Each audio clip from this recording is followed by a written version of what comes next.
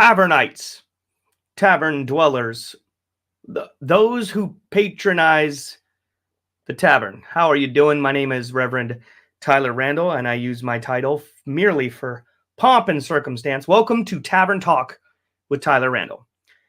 So, now that I have made my introduction, and I do not have it perfected yet, I'm getting there. Tavernites, I think, is going to stay because I like saying it. What's up to the one person who is watching this right now? First and foremost, in the tavern, we tell the truth. In the tavern, we talk about culture. And in the tavern, we drink. And in case you can't read that, yes, that does say Reverend. Reverend Tyler. Thank you very much to the whites for their beautiful gift. That's how you know I'm a real reverend, because it says so on my beer mug. Anyway, I'm just going to put this out there. Go ahead and comment. Leave a comment. I can see the chat. All right. It is going to be lit. So if you leave a comment, I will show it. Unless you say don't show my comment, whatever. But if you're leaving it on Facebook, people can read it. Give you a shout out. Keep the conversation going. What is up? So today, education versus literacy. I have a really cool way to break this down, to talk about it in my own way. I hope that the microphone is good, that you can hear me just fine. I hope so. Anyway, this is not formal. Okay, I'm not Tucker Carlson. Okay, I don't have teleprompters and all that other shit. Tim Barnhill, my friend. Cheers. Thank you so much. How's retirement going, buddy? Loving it, I bet. Playing a lot of golf. That guy is awesome at golf, I will say. I can testify. So we're going to jump right into the topic that I put forth on the clickbait banner that I have out there. Education versus literacy. What is the distinction even? Yeah, that's right. So the way I look at it,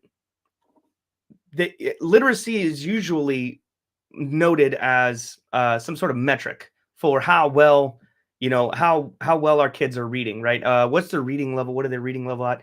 When you're younger in school, they talk a lot about it as if it, has a lot of merit, and it does. It really does. But to equate that the ability to read with comprehension and retention, and then the ability to take that, and I'm trying to use my words as best I can to manifest it into the world using your experience as context. I'd say that's how you would gauge what somebody is knowledgeable and wise, right? If my word salad doesn't make sense, I'm sorry. I'm not super smart, all right? But I am literate. I am literate. My buddy Lopez jumping in the chat really quick. He said, teach the Constitution in public schools and not their indoctrination agenda. I completely agree. And that's kind of what I'm getting at right now. Later on, I'm going to read you a little bit of excerpt from Technopoly, which is written by a man named Neil Postman. And I'm not going to tell you what year he wrote it. I'm going to read the preface. It's only 2 paragraphs, if you'll bear with me. And you get to guess what year it was written. That's the fun part. So yesterday, or last time, I guess 6 days ago, whatever it was, the last podcast I put out, I read some excerpts from the Epoch Times, which is a newspaper that I subscribe to, amongst other subscriptions. And I noticed how, now we're talking about literacy, being able to be literate, being able to follow things down to their nub and learn from it. Well, when you go to search the Epoch Times on Google, for example, I'm going to share my screen, which I didn't. It's going to take me a second. I got to look off screen here. So the very first thing that pops up is, like, of course, an ad that they pay for. And the second thing is how to log in. And the third thing is why the Epoch Times is misinformation. Okay. And it's very weird why is that the third thing? Well, it is. It's absolutely amazing.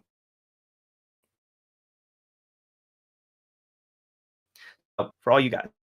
So EpochTimes.com. Okay, the third thing, the Epoch Times. Dangerous propaganda. So scary, right? I have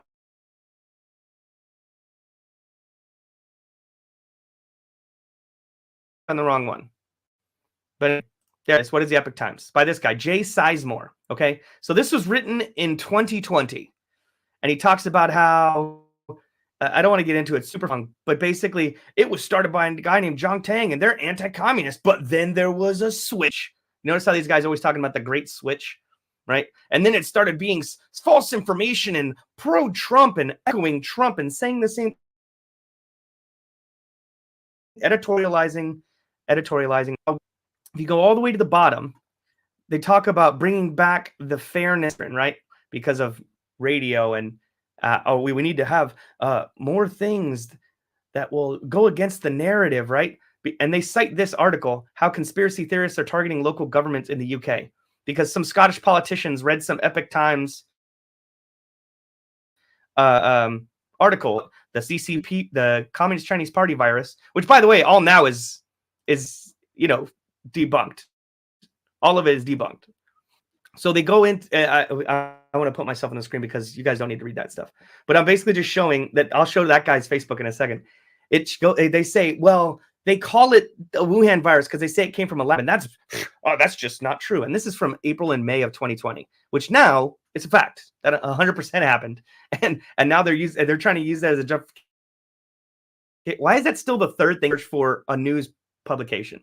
So this guy Jay Sizemore is a poet, a provocative truth teller, author of 19 poetry collections, cat dad, dog dad, currently working from Portland, Oregon. If that just doesn't tell you everything,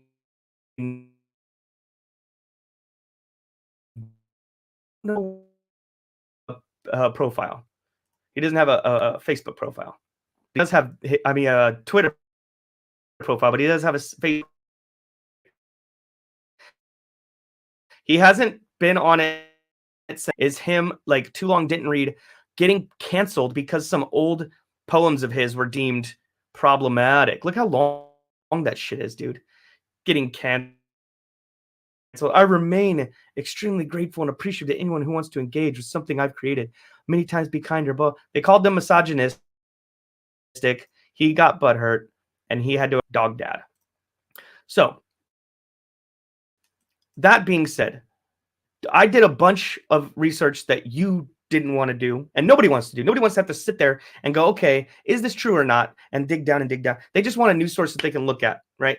That they can read, pretty much trust. For years, we took that for granted in America. We said, okay, CNN is right down the middle. No, they're not.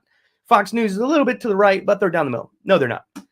They all tell the same fucking lies, okay? And when you become literate, you start to be able to see those lies. I currently, myself, decided to become less educated as officially educated, right? State educated, because I could not handle it.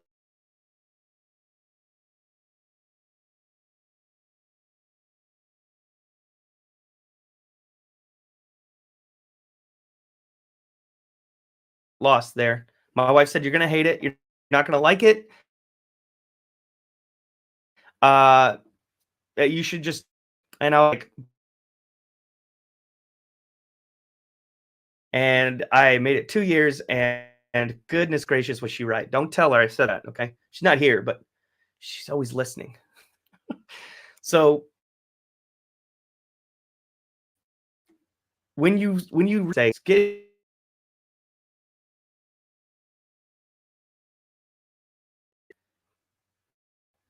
I don't know what's going on, but it looks like I'm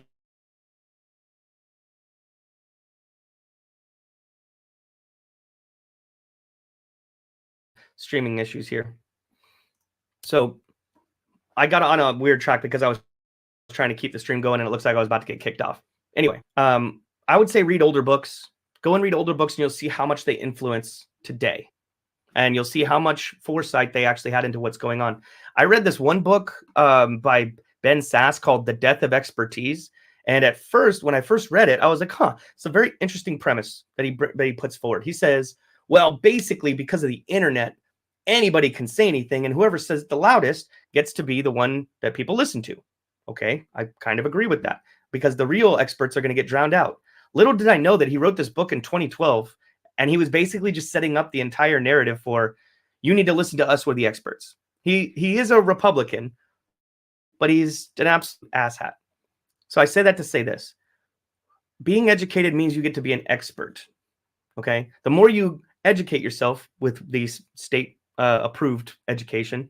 You get to say you're an expert and you get to tell people what to do. We've seen that in the last 2 years, haven't we? Goodness gracious.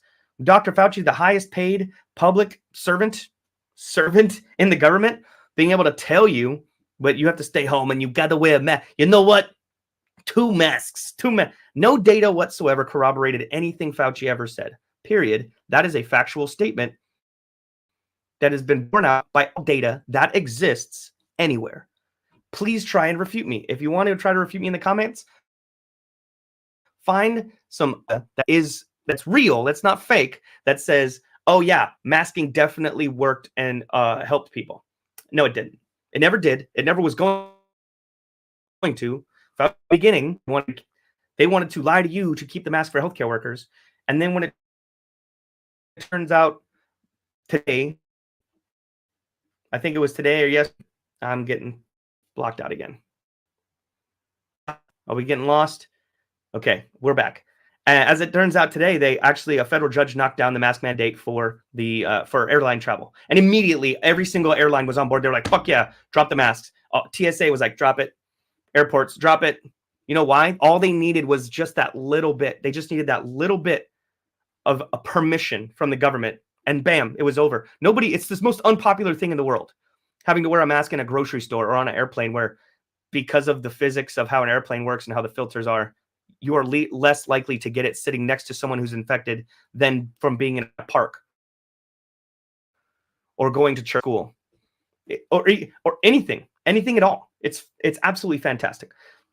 And the CDC, the WHO, all these people admit it, but they bury it down way deep on like page 865. Meanwhile, their suggestions say the exact opposite. Okay. The University of London, I can't remember. I'm so worked up. I can't remember the name. But there was a guy who said 2 million people are going to die in the US alone based on his model. You know what? This guy's also the same guy whose climate change model said that 1 billion people were going to die in 10 years and they didn't. Oh yeah, every climate model it's the same exact scientist saying the same exact thing. Those people are extremely educated. Okay, I'm rounding the circle. Okay, I'm rounding the square here. That's not a saying. All these people are highly, highly, highly educated, and they have letters next to their name and shit. Well, guess what? I got letters next to my name too, and for a completely different reason. Who would you trust? Somebody who makes common sense and will make a rational plea. Listen, I'm guilty of being overzealous and hyperbolic and mean because I think the ideology behind it is evil and I see it right through it very easily because I've been looking at it for years and I've been in the meat grinder of this change in the education system for years and seeing it from when I was in high school and seeing it now going to college, decades apart. It's with a lot of experience. It's actually really cool. It colors my perspective. And I got to tell you, it's way worse than you think. If you think sending your kids to college is going to be good for them, I would highly recommend you send them to a trade school, send them to an art school. I mean, maybe not an art school. Geez, they'll probably come out crazy, but you know what I'm saying. If they want to learn cinematography, like send them there. If they want to be a journalist, okay, they'll probably come out a communist. But learn by doing. If they want to be a journalist, tell them to start their own pamphlet. Okay. The college education is not going to do anything except open the door for them to get into the next factory of indoctrination, the next phase of their indoctrination. And that's all. That's just also patently true. It's axiomatic. It cannot be disproven. Again, if you want to get in the chat, you want to tell me I'm wrong, I will take that.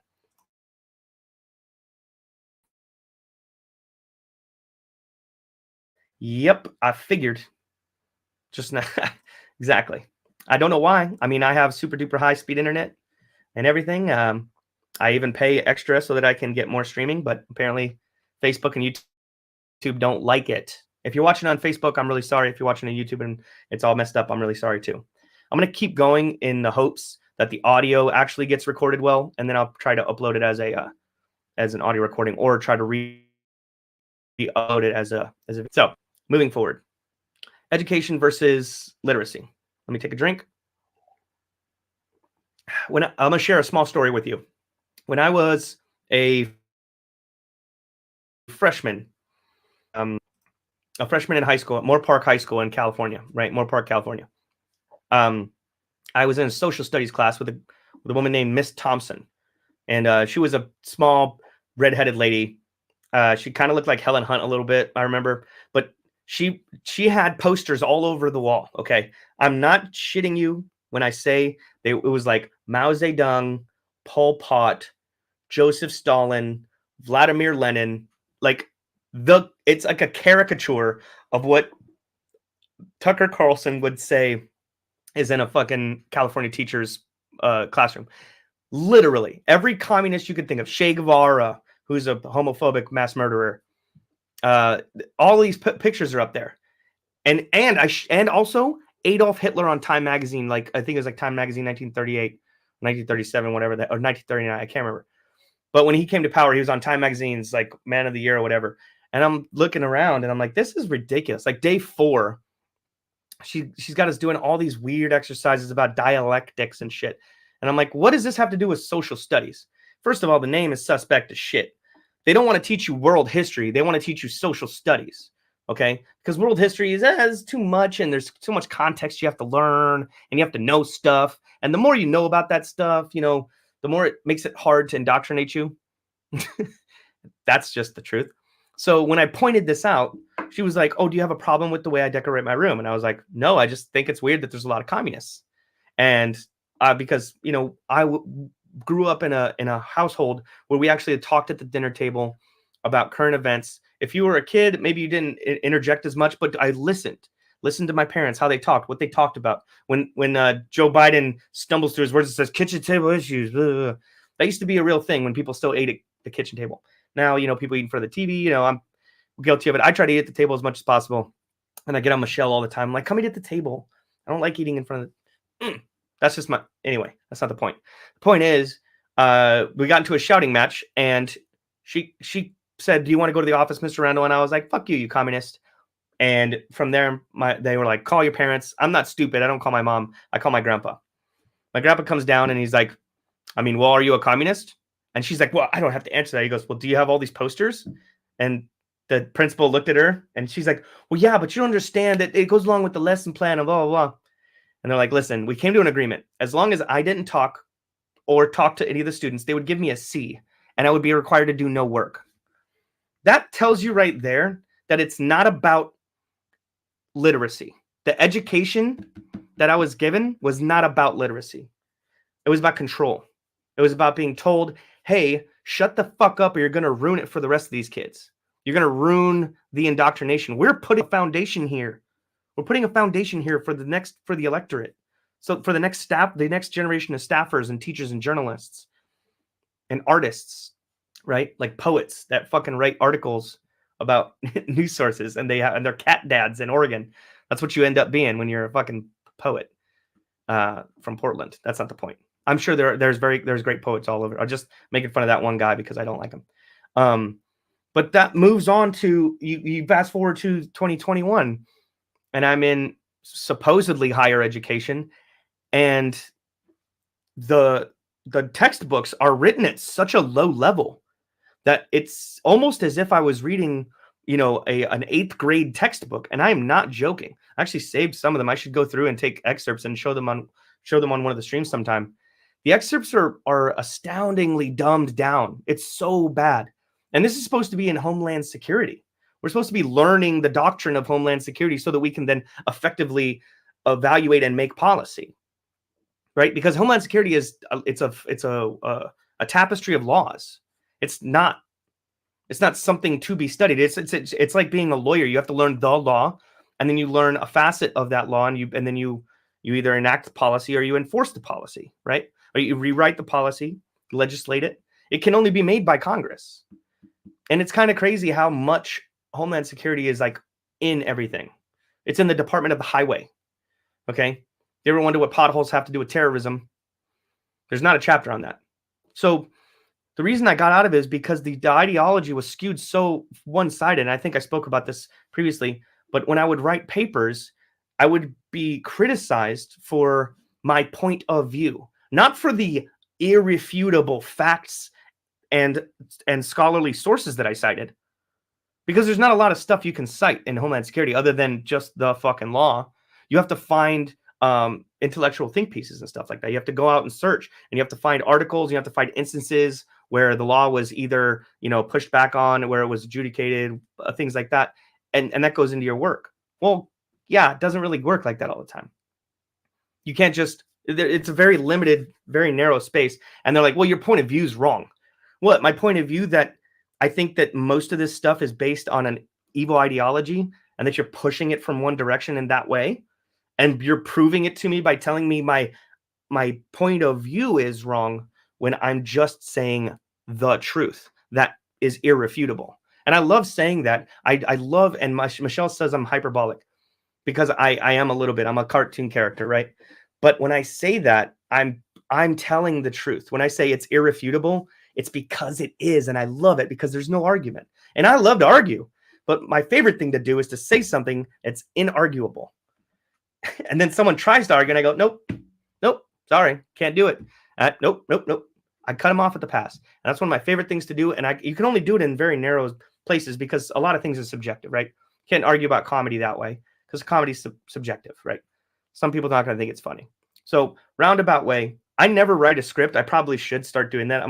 I noticed that a guy that I follow a lot named Matt Christensen, he'll write a script and it might be 5, 6, 7 pages, but he reads from it and he sounds eloquent. But I'm more of a conversational guy anyway. That's how I get it across. Even when I'm reading from a script, I'll go, ooh, and I'll go off on a tangent. And then sometimes I might not finish my tangent, but I feel it's more genuine because that's how I feel like I am.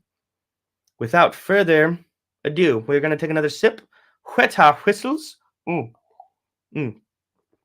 Also, I would like to hoist this delicious little nugget up. This is Colonel Taylor small batch. My neighbors, Ronnie and Randy, gave it to me. They moved here from California. And it is delicious. My neighbor, Angelo, who was previously on the stream, we're going to have to do another one soon. Angelo, I know you're watching. This is his favorite whiskey, and he doesn't really like whiskey. He's like, they all taste the same. He tastes this one. He's like, oh my God, that's delicious. I have a feeling that it's because it's fruit forward and it's not very spicy. You get like a lot of raspberry on the back end. So, because he does like the fruitier drinks, like he likes seltzers and stuff.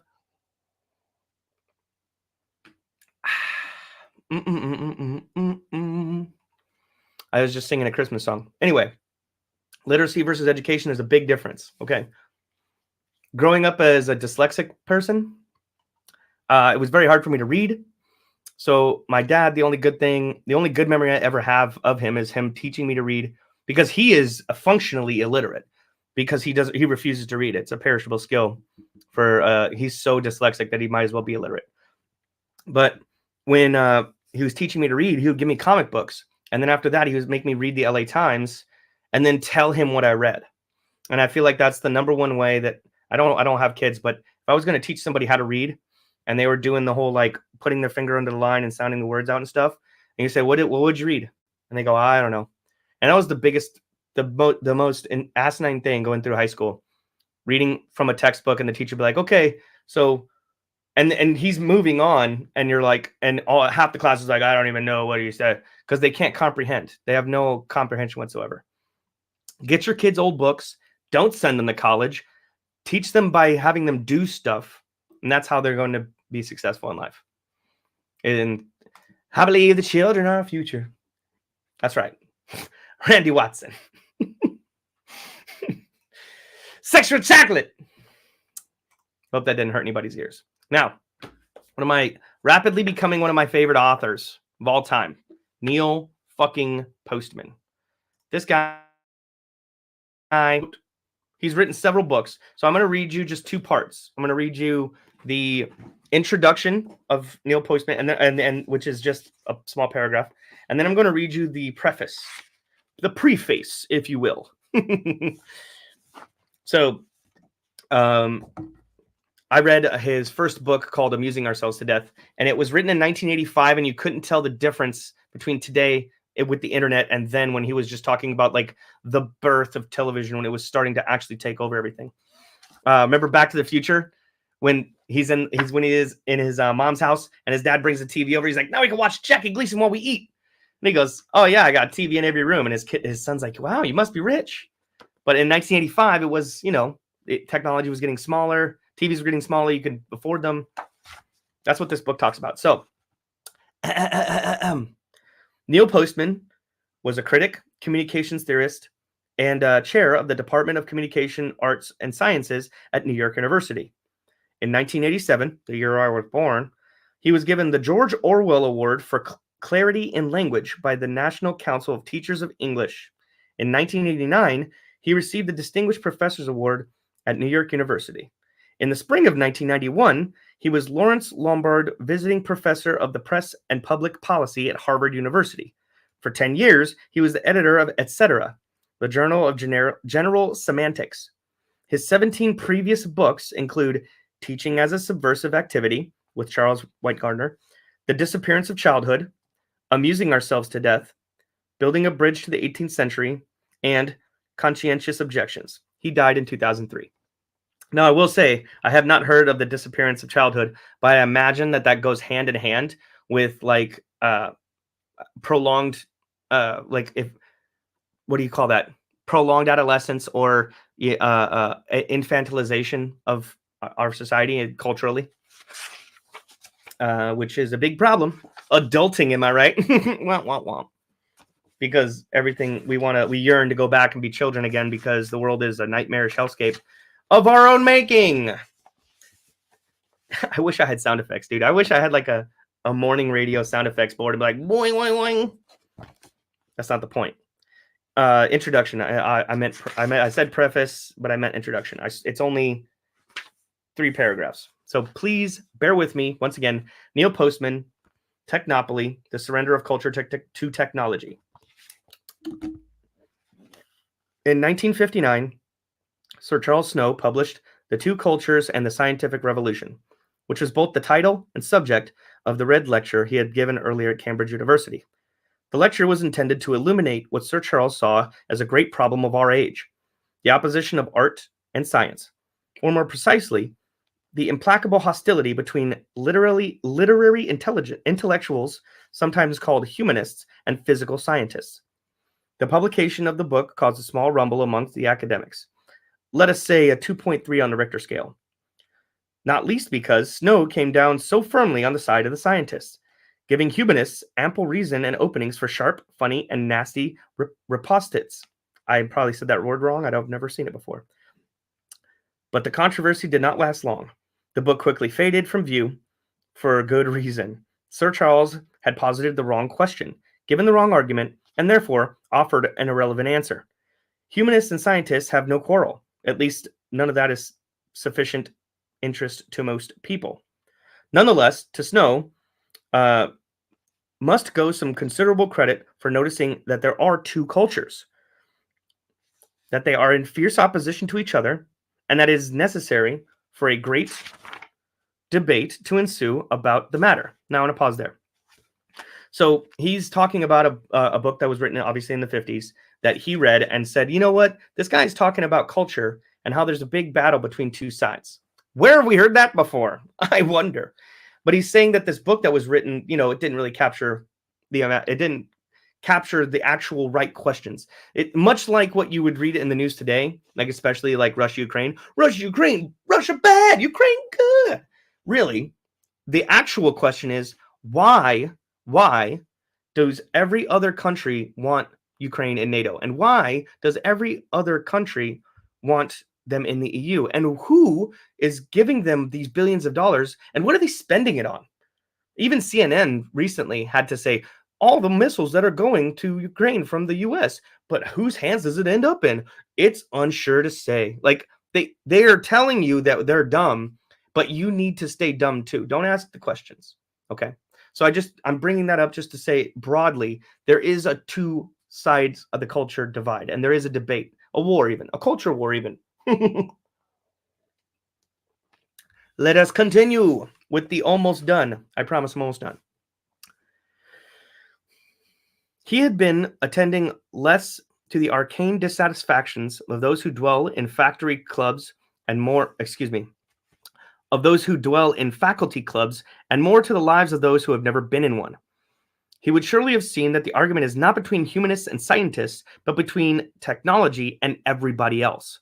That is not to say that everybody else recognizes this. In fact, most people believe that technology is a staunch friend. There are two reasons for this. First, technology is a friend. It makes life easier, cleaner, and longer. Can anyone ask more of a friend? Second, because of its lengthy, intimate, and inevitable relationship with culture, technology does not invite a close examination of its own consequences. It is the kind of friend that asks for trust and obedience, which most people are inclined to give because the gifts are truly bountiful. But, of course, there is a dark side to this friend. The gifts are not without heavy cost. Stated in the most dramatic terms, the accusation can be made that the uncontrolled growth of technology destroys the vital sources of our humanity. It creates a culture without a moral foundation. It determines certain mental processes and social relations that make human life worth living. Technology, in sum, is both friend and enemy. This book attempts to describe when, how, and why technology became a particularly dangerous enemy. The case has been argued many times before by authors of great learning and great conviction. In our own time, by Lewis Mumford, Techniques in Technology. I love that book. Jacques Ellul, Herbert Read, Arnold Gellin, and Ivan Illich, to name a few. I don't know who any of those guys are except for Lewis Mumford. I continue. The argument was interrupted only briefly by Snow's irrelevancies and has continued in our own time with a sense of urgency, made even more compelling by America's spectacular display of technological preeminence in the Iraq War. I do not say here that the war was unjustified or that the technology was misused, only that the American success may serve as a confirmation of the catastrophic idea that in peace as well as in war, technology will be our savior. What year was this written? Sounds like it was written yesterday, doesn't it? But you already know, spoiler alert, that Neil Postman died in 2003. This book was written in 1992, published in 1993. Holy shit. This guy is talking about the things that rediscover. This book helps you rediscover things that are only now being re-argued, rehashed out by the culture warriors, right? Jack Pacific and Thomas Sowell. I can never pronounce his name right. It's the S-O-E. Thomas Sowell and like Piers Morgan and Ben Shapiro and all these people that are jibber jabbering back and forth. Even they aren't grasping or asking the right questions sometimes, for the most part. Thomas Sowell even has a great quote that just came to mind. That's why I thought of him. Is probably the oldest idea in the world is that is brand new. I'm paraphrasing, and I hope I didn't butcher that, but paraphrasing.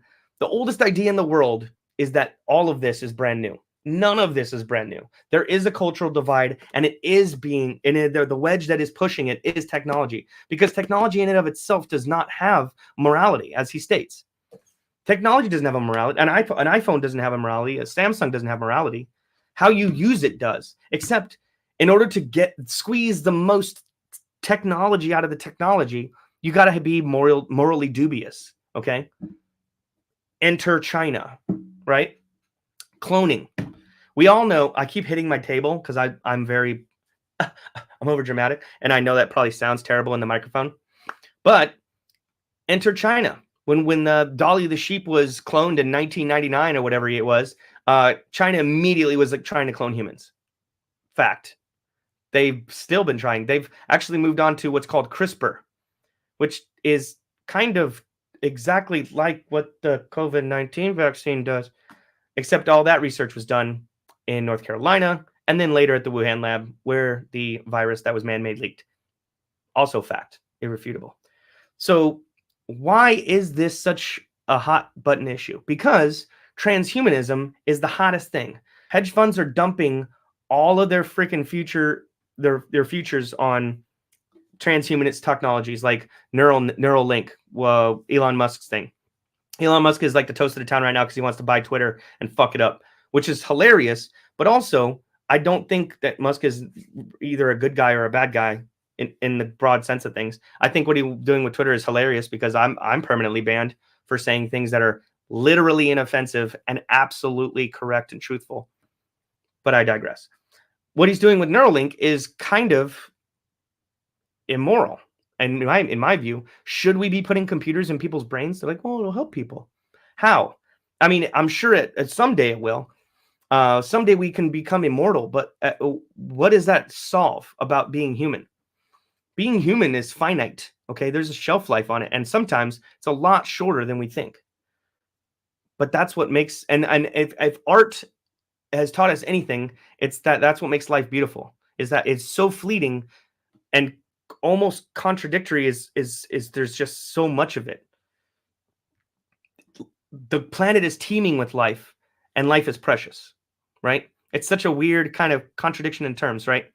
But every single individual life matters, is precious, because we're hylomorphic beings. We exist in the flesh, but also we have a soul, a spirit, something that is higher, connected to something higher than the mortal plane. Okay? That's what he's talking about. That's the immorality that he's talking about. Is that the more technology we try to inject into our lives and our culture, the more that we're going to realize and pull ourselves. I'm not saying I'm a Luddite. I'm not Ted Kaczynski saying we need to blow everything up, but I'm just saying Neuralink and things like that, they're irrelevant. We don't need to do it. We don't have to become immortal, right? Because the thing that we're seeking at the end is, eternal paradise in the Lord's arms. That's what we're supposed to be going towards. But technology is trying to give you this alternate. They're trying to say, look, we have the metaverse. It's going to be like heaven forever, and you're never going to have to be judged for your sins or go meet your creator. We're going to be immortal. That's what it all really comes down to. And I'm not being a Luddite. I'm not saying smash your computers and throw away your smartphones, even though they're listening. What I'm saying is that you have to reckon with those things and be more conscious of the fact that just because a technology comes out and just because it might be able to be useful doesn't mean, you need to ask the question, should it? Jeff Goldblum is famous for saying, you didn't, in stupid Jurassic Park, he's like, you were so worried about whether or not you could, you never asked if you should. Dude, that line alone is quintessentially what I'm saying. It's 100% what I'm saying. Why? To what end? If there's no end in sight, if it's technology for the sake of technology, is that a good thing? Probably not. Just saying. The last time they were using a gene therapy or trying to come up with a gene therapy that could freaking change your DNA, it didn't turn out so good. And they blamed it on bats. Said all that. Said all this. I really don't have a way to wrap this up because I was so wrapped up in reading this book, and I'm not finished with it yet. I say that about every book. I'm like, I started reading it, didn't finish, about halfway through. Because most books I'll start, and then it'll make me think of something else in the other book, and I'll go back and I'll reference it. I did a podcast about that and how I jumped around and how it made me buy like 6 books. But I'm getting through them all. I think the latest one I bought James O'Keefe's book, American Muckraker, just to say I have it because fuck them. And I also got Red Handed by Peter Schweitzer. Because China is fucking in everything, man. The more you read about how much China is into shit, the more you realize that's the real enemy, not Russia. Controversial hot take. Russia's not really the bad guy. I mean, I'm not saying that I think Vladimir Putin's a cool guy or that I want to drink a beer with him, but are they really the bad guy? Are they? Like, are they though? Not really. I know I'm just I'm stalling because I don't know how to end the podcast. So I will just end this by saying thank you for those of you that commented. Thank you for those of you that listened. I see about 1 or 2 of you listened the whole time or vacillated between answering text messages and listening. I got another comment here. My buddy Shkolnik, what's up? Russia and China are the enemy. Okay, that's fair. But what I'm saying is everybody's focused on one and not the other. And I think me and Alexander have argued about how bad Russia is versus how bad China is. He kind of wraps it. He sums it up. They're both bad, both evil. Probably shouldn't fuck with either of them. And that's I guess I can say I agree with that. I concede to you, sir. But I was just trying to be hyperbolic and make the point that we need to focus as much on China, if not more than we are on Russia. And that's where I'll leave that. Hell yeah. Good on you, Skolnick, for commenting and adding to the conversation. So with that, I'm going to bid you adieu. I have been Reverend Tyler Randall. This is the tavern where we talk, we tell the truth, and we drink. Goodbye, good night, and good day. It doesn't make sense, but I